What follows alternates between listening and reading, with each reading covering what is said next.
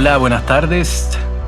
Bienvenido al podcast Madera de Arauco. Soy Felipe Monsalve y este es el capítulo número 3 con Rodrigo Gendelman, comunicador, periodista, todos lo conocen, imagino que muy bien, fundador de Santiago Adicto, columnista del diario La Tercera, en fin, muchos años comunicando, divulgando la ciudad, la cultura, de manera muy talentosa y muy lúcida.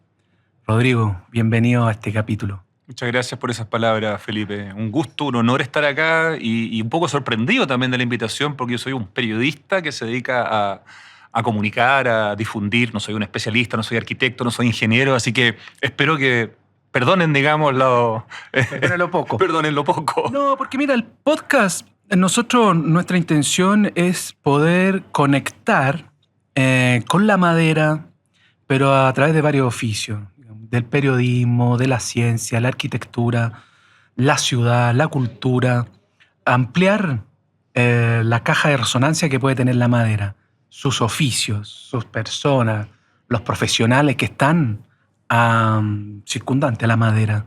Entonces, una persona que tiene el arraigo, el oficio, la trayectoria, el conocimiento, entrevistar a mucha gente, muchos arquitectos, nos parece que es una puerta muy interesante para este podcast y por eso está invitado. Así que, encantado. Sabiendo que eres periodista y no eres arquitecto.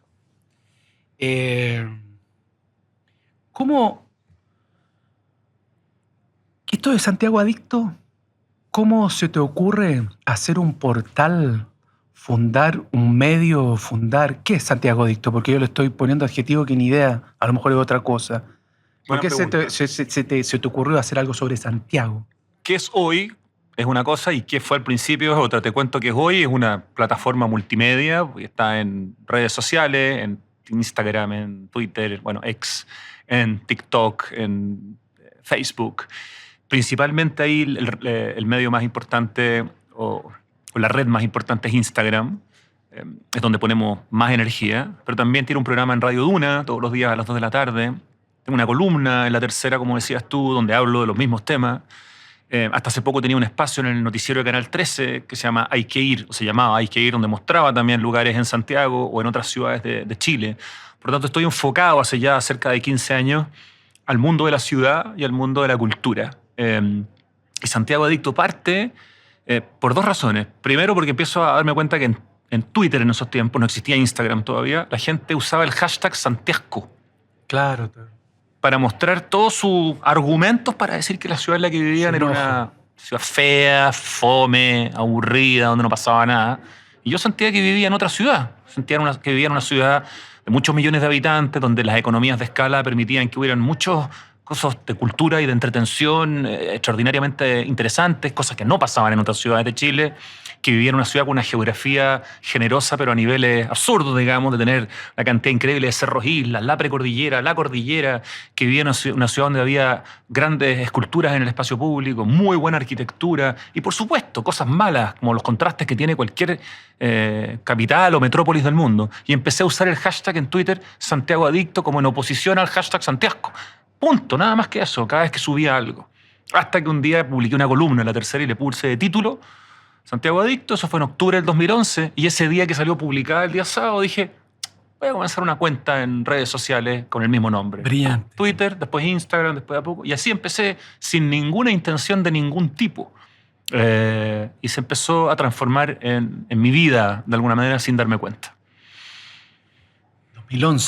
2011 parte la cuenta, pero yo diría que ya llevaba por lo menos un par de años usando el hashtag, de alguna manera tratando como de evangelizar con que había cosas interesantes en la ciudad. Así que voy como por los 15 años un poco ya. El 2011 era como los estallidos, primeros pre-estallidos sociales, ¿no? Las movilizaciones. O sea, en el 2011-2009. Hasta el 2019, que fue el estallido. ¿Los pingüinos cuándo fueron? Los pingüinos fue alrededor del 2011, sí. Había movilizaciones en las calles, pero yo en esos tiempos lo veía como un síntoma interesante de que la gente estaba usando la ciudad para comunicarse, para pasarlo bien, para ir a los parques a pololear, para ir en familia, para protestar, en el fondo eran también movilizaciones relativamente civilizadas, digamos, en que la gente se manifestaba pacíficamente. A mí me parecía que estaba perfecto. El problema es lo que ocurre de octubre en adelante, con de octubre de 2019 en adelante, ¿no? Pero sí, pero el tema no tenía tanto que ver con eso. Yo soy de una generación, cuando los escolares estaban protestando, yo estaba en mis 40, por lo tanto, sí, un poco lejos. No lo quería poner por la crisis social y nada, pero cuando se te ocurre, estoy pensando en qué estaba Santiago. Digamos. Viste que Santiago, los últimos. Santiago no es el mismo el del 20, ni el Santiago del 15, ni el Santiago del 10. Mira, cada 5 años. Santiago estaba comenzando los mejores años en términos de imagen internacional de su historia, porque el 2010 tuvimos el terremoto y el rescate de los 33 mineros. Eso trajo a decenas, o me atrevería a decir cientos de periodistas del mundo a Chile que tuvieron que pasar por Santiago para ir a reportear a los 33 mineros. Y se encontraron con una ciudad que probablemente la expectativa era muy distinta a la realidad. Dijeron, debe ser una especie de Macondo, no sé. Y se encontraron con una ciudad que tenía un montón de cosas espectaculares. Y Santiago empezó a aparecer en los rankings. El 2011 fue la ciudad número 1 a visitar de las 41 que recomienda todos los años el New York Times. CNN Internacional la eligió el 2012 la tercera ciudad más cautivante. Time Out eligió, no sé, una estación de metro, la Universidad de Chile, no, eso era BBC, perdón. Pero medios así, BBC, Time Out, medios muy importantes, Nat Geo, empezaron a elegir lugares de Santiago como los más interesantes del mundo. La Vega, el Mercado Central, el Metro Universidad de Chile, la Biblioteca Central y muchos otros lugares, el Parque Quinta Normal. La ciudad empezó así a subir a los rankings hasta que llegamos a estar en 2018 por primera vez entre las 100 ciudades más visitadas del mundo, en términos de pernoctación, que es lo que se llama en la industria del turismo. Y después, bueno, viene lo que todos sabemos y la curva baja. Pero tuvimos una curva ascendente del 2010 al 2019, así. Fue que se contrapone al Santiago. Que se empezó a contrapolar al Santiago, las nuevas generaciones. Muchos extranjeros que venían acá te decían, pero ¿por qué Santiago? Si claro. Me encanta tu ciudad, Santiago me re gusta. Los turistas, la gente que venía de provincia. Es moderna, tiene una infraestructura. Los primeros defensores de Santiago. Los latinoamericanos que llegaban, la infraestructura que tiene Santiago. Y Chile, las carreteras, ¿viste? Que te decían. El metro que tenemos en Santiago es un lujo a nivel tal cual. Latinoamericano. Viaja un poquito y uno dice, no está mal, ¿eh? Exacto. Está bastante bien. Cuando empiezas a recorrer la ciudad, con Santiago adicto ya, ¿no? Y a publicar tus notas en la prensa, en la radio, de hace 10, 15 años atrás, y estos rankings que tú bien dices, había un Santiago que se estancó, hay un Santiago que se pudo desarrollar, se desarrolló más lentamente.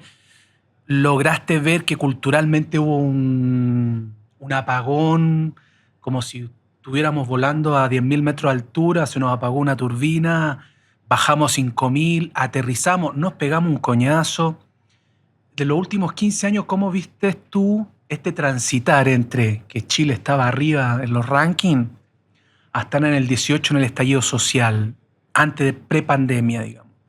¿Tú la viste venir? Porque así como el hashtag Santiago, después del estallido no la vimos venir, ¿viste? Nadie la vio venir. ¿Tú la viste venir? ¿Oliste?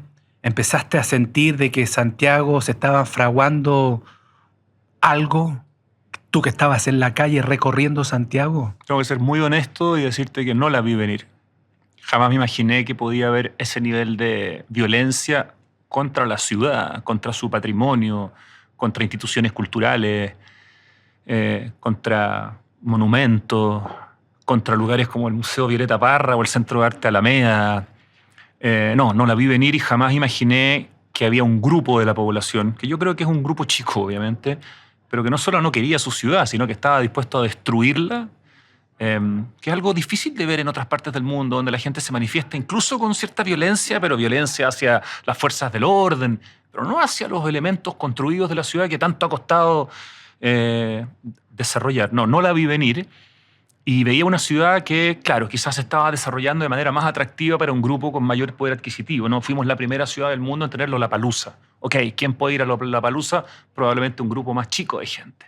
Pero eran cosas que yo no las veía desde afuera y decía, wow, o sea, Santiago está trayendo a Lollapalooza, eso significa que viene gente de toda Latinoamérica antes de que llegara a otros países a nuestra ciudad, que nos trae divisas, nos trae ingresos, estaban pasando cosas muy buenas. Aparece el Centro Cultural GAM, el centro cultural más grande de Chile, que además toma toda la historia de la UNCTAD 3 y le da, digamos, una reconversión histórica y lo transforma en un lugar increíble. Aparece el Centro Cultural La Moneda ahí debajo, en el barrio cívico, lugares increíbles, empiezan a aparecer centros culturales en todas las comunas de Santiago, empiezan a desarrollarse parques en los sectores más vulnerables de alto nivel, de muy, muy buen nivel en los últimos 30 años, de hecho, los famosos 30 años. Entonces, yo como soy un optimista y quizás un poco ingenuo y también privilegiado, tendía a ver lo bueno y no miraba quizás tanto lo malo. Pero tampoco creo que haya nada que justifique el nivel de violencia y de destrucción hacia los espacios públicos. ¿Para qué decir el metro? O sea, destruir el sistema público democrático por excelencia, de altísimo nivel, ¿para qué? ¿Por qué? Una obra ciudadana. Algo que para todavía los no chilenos. logro contestarme, digamos. Sí. Por lo tanto, no la vi venir y sentía que Santiago iba bien, pero que sí, le llegaba evidentemente más parte, digamos, de este bien, quizás a un grupo que al resto. Pero las consecuencias de todo lo que pasó es que hoy día llegan menos cosas a todos, digamos, ¿no? Aunque soy nuevamente optimista y siento que se está recuperando la ciudad poco a poco y que la parte más afectada es la parte más atractiva y que el centro va a seguir siendo siempre el centro y no hay comuna que compita con la comuna de Santiago en términos patrimoniales. Pero uno de los que sufrió los mayores costos, yo creo que es la comuna de Santiago, como ciudad, siendo la capital, además. Los embates arquitectónicos, urbanísticos, ciudadanos, ocurrieron en la comuna de Santiago. Y después de eso vino todo lo demás. Vino como la precarización, la pobreza, el abandono, la fragilidad de los entornos, el narcotráfico, la migración, como tierra de nadie. ¿Viste la película de Batman? Como que es un poco eso. Entonces uno recorre Santiago, a mí me da angustia, digamos, como la precarización de la ciudad.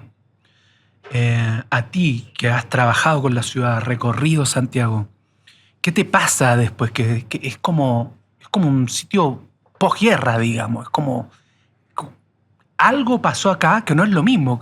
¿Se puede recuperar el centro de Santiago? Yo creo primero que se está recuperando, no solo que se puede, o sea, sí se va a recuperar, se está recuperando.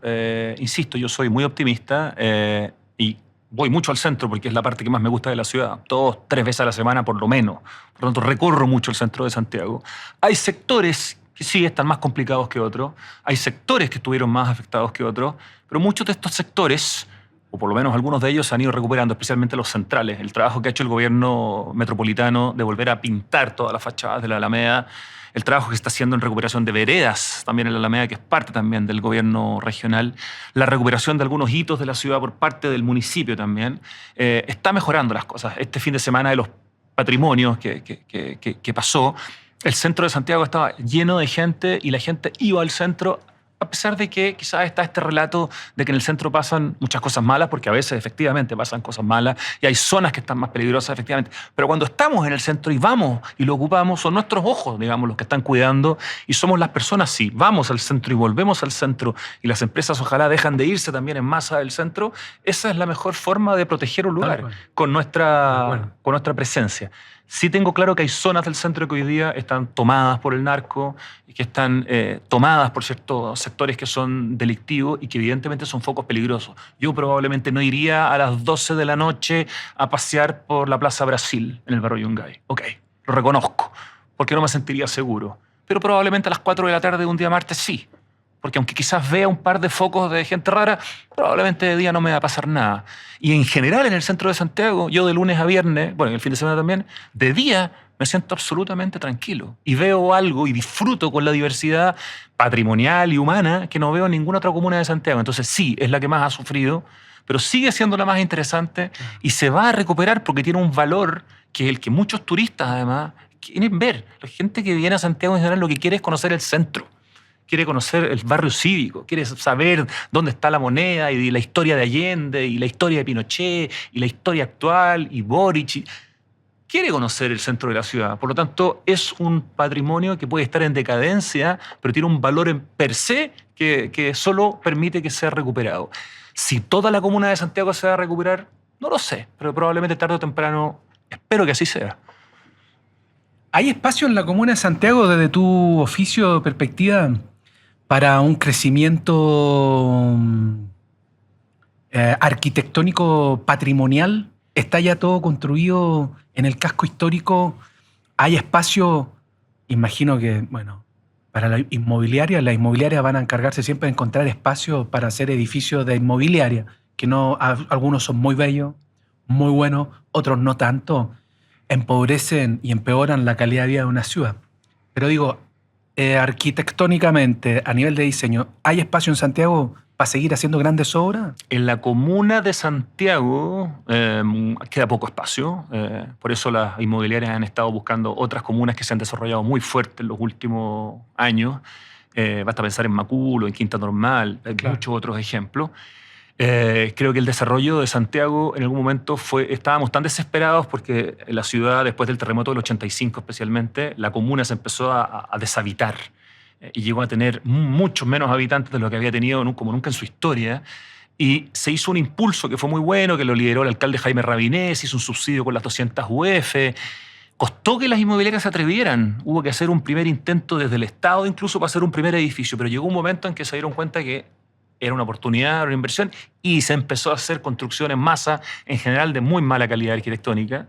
Y claro, se recuperó el centro en la cantidad de habitantes. Hoy día la comuna de Santiago tiene más de 600.000 habitantes, llegó a tener 200 y tantos mil en algún momento, pero la gran mayoría de las obras que se hicieron son edificios muy mediocres en términos de arquitectura, en términos de su vínculo con la ciudad, en términos de sus vínculos con el espacio público. Hay pocos ejemplos buenos y yo diría que hay muchos ejemplos malos.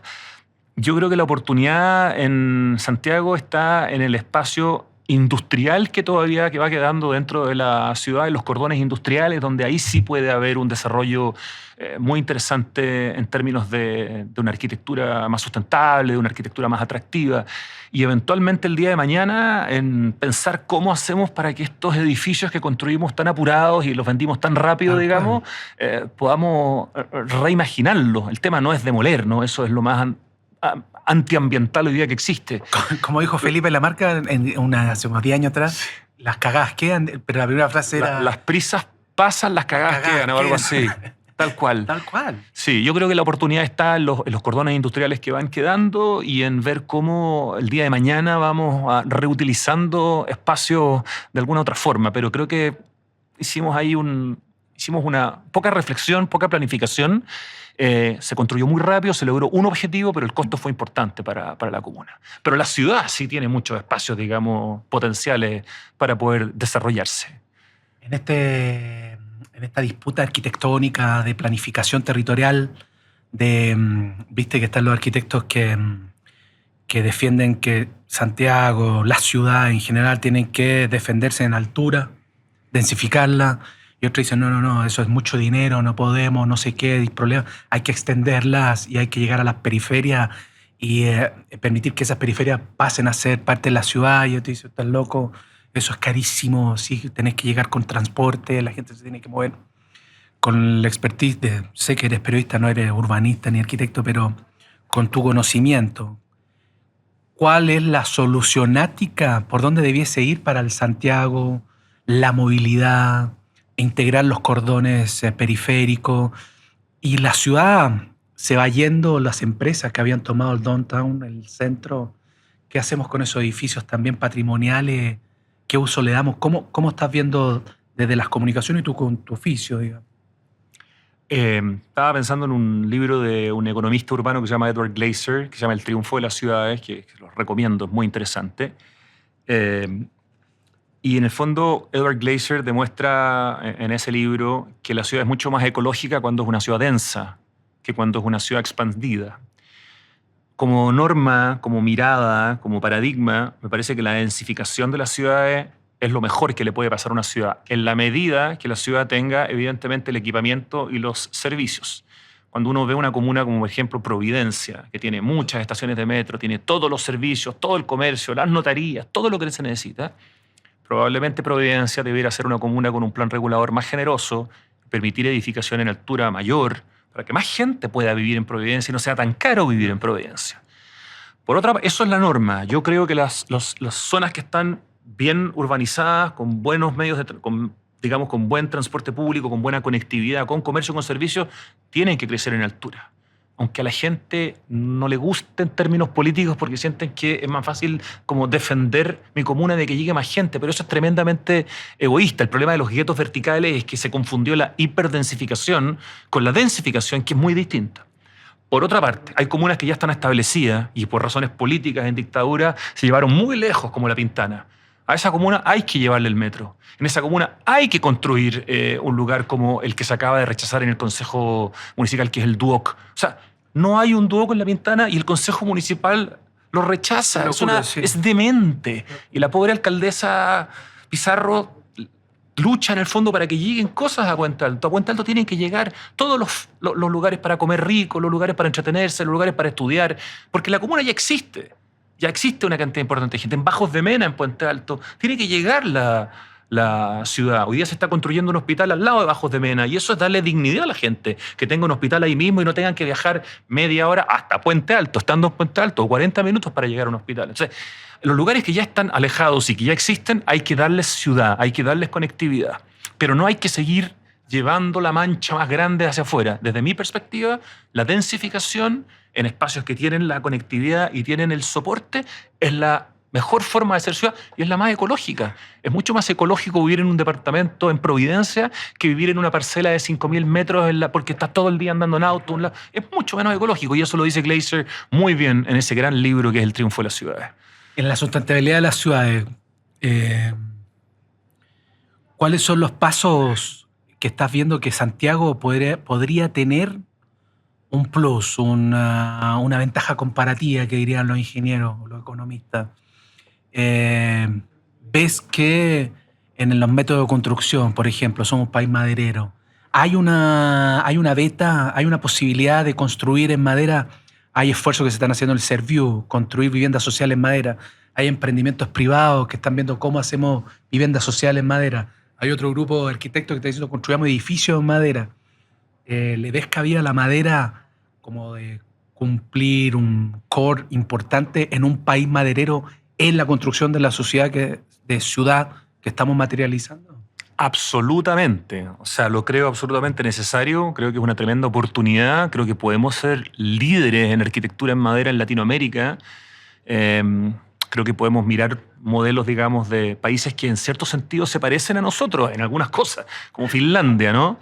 Que es un país maderero, que es un país donde el 75% de lo que se construye es en madera, que es un país donde culturalmente la industria forestal es mucho más cercana a la gente. Ahí tenemos un desafío en Chile de vincular a la sociedad con la industria forestal, porque me explicaban la semana pasada en una entrevista que le hice a 3 arquitectos que habían estado en Finlandia.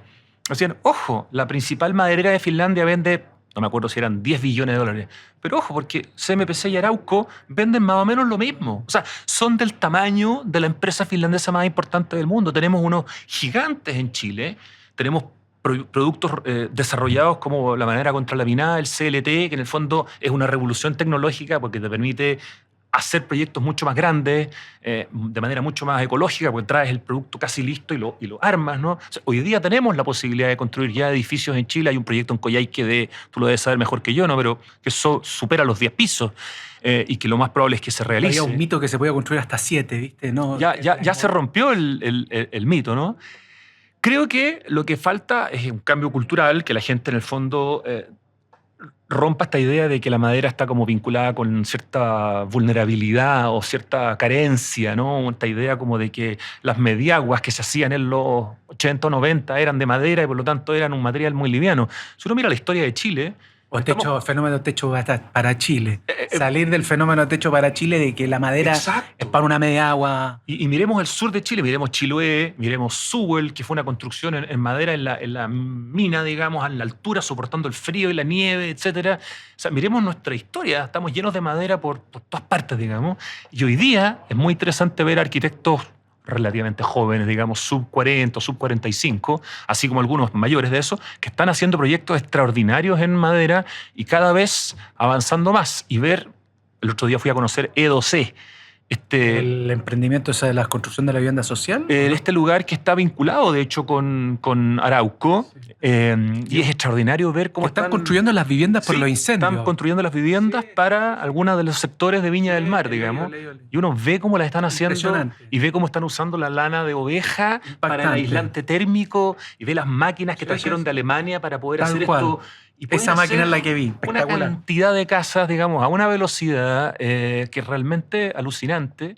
Y por lo tanto, si se siguen construyendo proyectos de alto nivel y de alto valor, como lo están haciendo algunos arquitectos, y al mismo tiempo se está desarrollando la vivienda social en madera, y también el día de mañana tengo la opción para la clase media de poder comprar un departamento, un edificio de madera, evidentemente este tema va a explotar, porque en el fondo la madera capta CO2 en vez de emitirlo, es mucho más competitiva ambientalmente que el hormigón, tiene una capacidad de vida extraordinaria y tiene una belleza que tiene que ver además con el país donde vivimos. Si es un país forestal, tiene sentido que desarrollemos madera. Tenemos la tecnología y a los proveedores aquí mismo. O sea, eso que dices tú, que tiene toda lógica, sentido común, con información mínima. Y si te sumo y le meto a la cazuela la inteligencia artificial, la transformación digital, la tecnología, procesos de precarización laboral, mano de obra que va a dejar de laburar, ¿cómo puede ser posible que en un país con estas características, con este potencial de industria, en la construcción de ciudades ecológicas, con el know-how en la industria maderera que tenemos, ocurra todo lo contrario y se imponga como una especie de mote, de hashtag, de rótulo en generaciones jóvenes? Las industrias forestales son basura, son contaminantes, son incentivan el cambio climático, son industrias que vienen a podrir todos. Y uno lo emparenta con esto del fenómeno de la primera línea del estallido social. Por ejemplo, cómo hay un discurso que ha sabido imponerse, Dios sabe a base de qué, digamos. Hay ciertas medias verdades, medias falsedades, se van construyendo orgánicamente discursos sociales, políticos, culturales, que tienen arte y parte en muchas otras aristas. Pero al final del día, cuando lo que queda en el sedazo son una cierta inamovilidad y en la pérdida en el juego. ¿Por qué sucede en Chile, entonces, teniendo una posibilidad histórica desde la arquitectura, el diseño, mano de obra, de la industria, no podamos seguir avanzando? Lo mismo que sucede en el litio. El litio está parado hace 3, 4 años. Argentina y Bolivia te van a pasar por arriba. ¿Por qué sucede eso en Chile, cultural y sociológicamente, de un tipo que conoce nuestra cultura, en la ciudad, en la calle? A ver, creo que estamos llenos de mitos. Muchos de esos mitos además falsos. A tomar un ejemplo de otra industria, pero después vuelvo a la madera, pero el río Mapocho está libre de aguas servidas hace ya 14 años. Cada vez que yo subo un video mostrándome a mí mismo, que lo hago justamente para evangelizar, en el río Mapocho, con mis pies adentro del río, oliendo el agua, no tomándola porque no es potable, oliendo el agua para decir, el río ya no huele, ya no tiene caca, está libre de agua servida, las aguas servidas llegan a una planta de tratamiento en Maipú, es increíble lo que se ha hecho. La gente me pone emojis de caca, no me creen. Bueno, de a poco la gente se ha ido empezando a convencer, pero es fundamental, por ejemplo, que la gente vaya a conocer las plantas de tratamiento. Aguas Andinas, yo tengo muy buen vínculo con ellos, yo les dije, ustedes hicieron el trabajo de liberar de aguas servidas el Mapocho de manera tan silenciosa, no lo comunica, tan elegante, tan minimalista, que nadie se dio cuenta, ¿no es verdad? Y la gente no cachó que se liberó el Mapocho de agua servida. Entonces, en un río que lleva 14 años limpio de agua servida, la gente sigue viendo caca. Lo traigo al mundo de la industria forestal. Yo creo que en la industria forestal ha faltado comunicar. Cuando uno no comunica lo suficiente, queda un espacio que se llena de mitos, se llena de mentiras, se llena de relatos. Y al ser una industria quizás más concentrada, la de Chile, a diferencia de la de Finlandia, como me explicaban el otro día, donde está mucho más atomizada, es más importante dar información, porque cuando la gente ve que hay pocas empresas en un rubro tan importante, inmediatamente va con el prejuicio de decir, son pocas empresas, entonces eso no es aparentemente tan bueno. Yo creo que hay una pega muy importante, así como la que está haciendo Aguas Andinas hoy día, de comunicar varias cosas que tienen que ver con el agua, con la sequía, del mundo de la industria forestal, de comunicar. En el fondo, esta idea absurda de que un bosque, al ser un monocultivo, solo tiene efectos dañinos. Muchas veces esos monocultivos fueron construidos, o sea, fueron desarrollados en lugares donde antes no había nada. Y lo que se está haciendo tierra es totalmente erosionada, plantar árboles que te liberan de CO2 y que después cuando yo construya mi casa con esa madera voy a seguir, capturando CO2. Pero creo que falta, y ahí creo que hay una responsabilidad de la industria de comunicar más, comunicar mejor y explicar por qué la industria forestal en el fondo es algo que deberíamos sentir más propio. O sea, creo que el tema de la comunicación es tremendamente importante. Yo escribí una columna en La Tercera hace un año y medio, no sé, que se llamaba "Es la madera, estúpido". Jugando con la frase esa famosa, ¿no? Y ahí ponía como 10 argumentos y derribaba de alguna manera, o intentaba derribar 10 mitos. Pero creo que falta información y falta difusión, y eso es súper importante para que la gente diga, parece que no era tan malo como yo creía. Claro. Cuando hablábamos del estallido social y todo eso, Santiago Adicto, Santi Asco, alguien de la primera línea, por ejemplo, te podría decir, o de aquellos grupos que, viste que hubieron muchos grupos, mucho sector, mucha gente que validó el estallido social, que le dio soporte material. Y muchos que después se desdijeron de lo que habían apoyado, ¿no? El rey de los boludos, hacían... Interesante como... La gran chilena, la finta para atrás. Exacto. No, pase no Michael Jackson. tanto. No, yo nunca Sí. tanto, fue el principio. Sí, sí.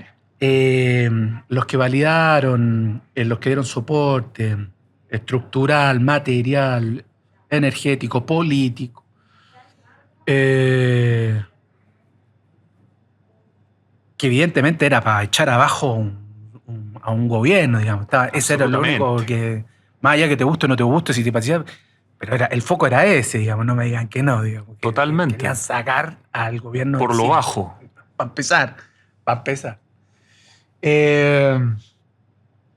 Alguno de esos personajes te podría decir, oye, pero Rodrigo, ¿qué estás hablando? Eso de Santiago Adicto, son de las 4 o 5 comunas de Santiago. Anda el Santiago de la pobreza, el Santiago marginado, el Santiago de los cesantes, la marginalidad, la migración. Estás viviendo en un mundo de élite, sos de la élite, hablas para la élite, ¿de qué estás hablando? ¿Te podrían haber gritado y escupido? Bueno, de hecho me tiraron una piedra en la cara en la Plaza Baquedano a 2 años, cuando se estaba conmemorando el segundo año del 18 de octubre. Fui a sacar fotos a las 3:30 de la tarde con mi teléfono. Digamos, me puse un jockey, estaba con mi mascarilla, eran tiempos de pandemia, y alguien me encontró cara de que yo no pertenecía ahí, quizás por cómo estaba vestido probablemente, y un tipo me empezó a amenazar con una piedra en la mano gigante. Me dijo, ándate de acá, te voy a sacarla. Y yo dije, ok, me voy. Y me empecé a ir, porque no quería que... Yo no soy ningún tipo que va a ir a desafiar a un tipo con una piedra así en la mano, ¿no? Y me empecé a ir, el tipo me empezó a seguir, y le dije, me voy a ir, ándate. Y cuando me dijo, corre, concha tu madre. Y yo no corrí, sino que caminé rápido, me tiró la piedra en la cara, a 2 metros de distancia. Y tuve la suerte que la piedra, en vez de pegarme así de frente, me pegó, pero salió hacia el lado, y solamente tuve mucho dolor, digamos, pero no me quebró, me podría haber quebrado el hueso. Quedé tan deprimido durante un par de horas, me fui caminando hasta la estación Salvador y me senté y empecé a reflexionar.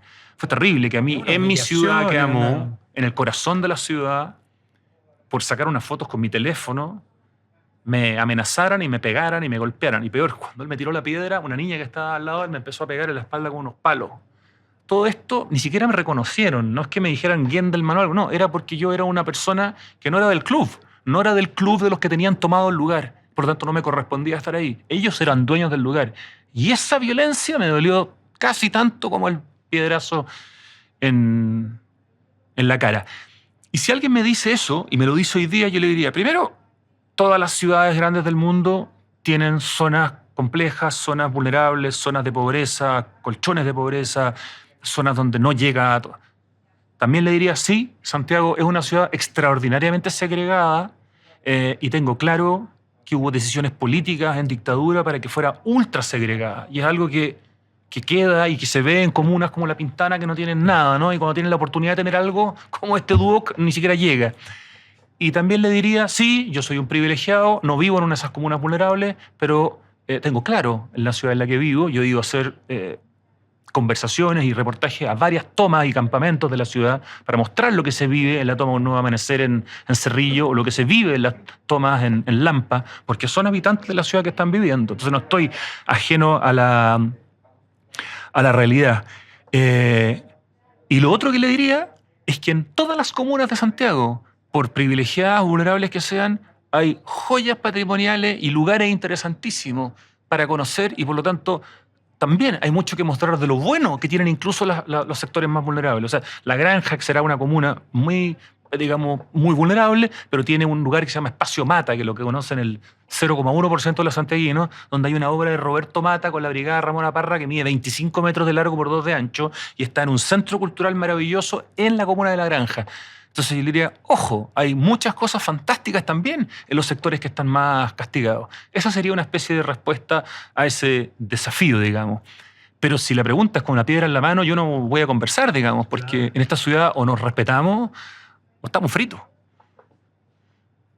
¿Dejó algo, alguna secuela cultural, emocional el estallido social, más que el arquitectónico, el cambio de gobierno? Eh, ¿Hizo mella en alguna instancia espiritual en nuestra cultura? ¿Quedó algo? ¿Quedó algún rezago, un resabio? Yo siento que una de las pocas cosas buenas que he visto como reacción a lo que pasó es que hoy, esto lo vi en una encuesta que hizo recientemente la Universidad de San Sebastián, hay un altísimo porcentaje de la sociedad, creo que era un 75% o un 80%, que consideraba que había habido un tremendo daño patrimonial en la ciudad en el estallido social. O sea, si un 80% o cerca de un 80% de los encuestados, y si es una encuesta muy representativa, creen que se afectó el patrimonio y que perdimos y que hubo daño, es que la mayoría de los santiaguinos están conscientes hoy de que eso a la ciudad le hizo pésimo. No le ayudó en nada.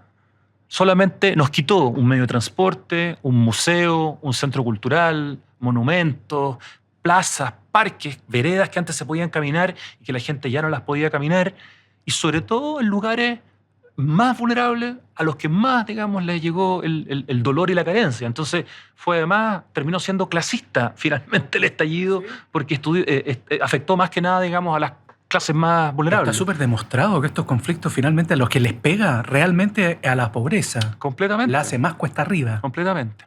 Por ejemplo, si a ti te dijeran, Rodrigo, mira, vamos a armar un equipo, una comisión, un comité a nivel gubernamental, empresarial, vamos a darle un gran subidón a Chile, queremos colocarlo de vuelta a lo que venía antes del 18, a estos rankings, que Chile vuelva a crecer, que el crecimiento está estancado, la inversión está estancada, la mano de obra está estancada, el trabajo está estancado, inversión estancada, vamos a recuperar el patrimonio dañado, etc. Ese es nuestro foco, que Chile vuelva a la admiración que tenía Santiago hasta antes del estallido social, entendiendo todas las enseñanzas que dejó el estallido social y mejorar todo aquello que consensuadamente la población, la ciudadanía entiende que había que mejorar y hay que mejorar.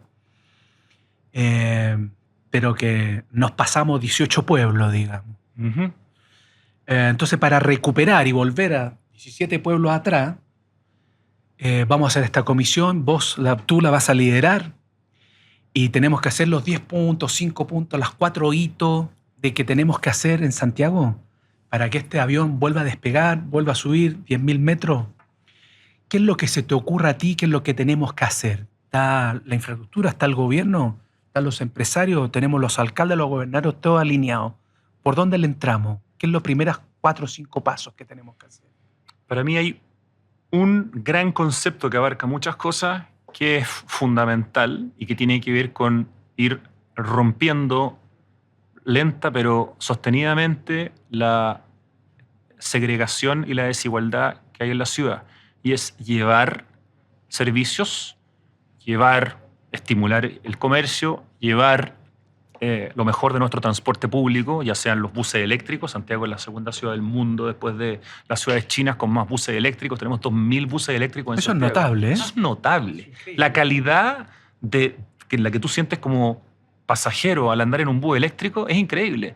Es suave, silencioso, puedes cargar tu teléfono porque tiene cargadores, digamos, USB, la persona que maneja va aislada y nadie se puede meter. Es una maravilla. Tú sientes que el Estado está presente en ese bus y tú te sientes digno. Y entonces tu trayecto de 45 minutos en un bus eléctrico es muy distinto que en un bus cualquiera. Y sientes que, qué rico, yo no necesito auto. Bueno, ¿qué es lo que yo creo que es fundamental? Es que hay que llevar el Estado a las comunas más vulnerables. Como te decía, yo creo que el crecimiento tiene que ser en densidad como principio, pero las comunas que hoy día carecen, que son básicamente ciudades dormitorio, tienen que tener el Estado presente, tienen que tener servicios, tienen que tener notaría, tienen que tener bancos.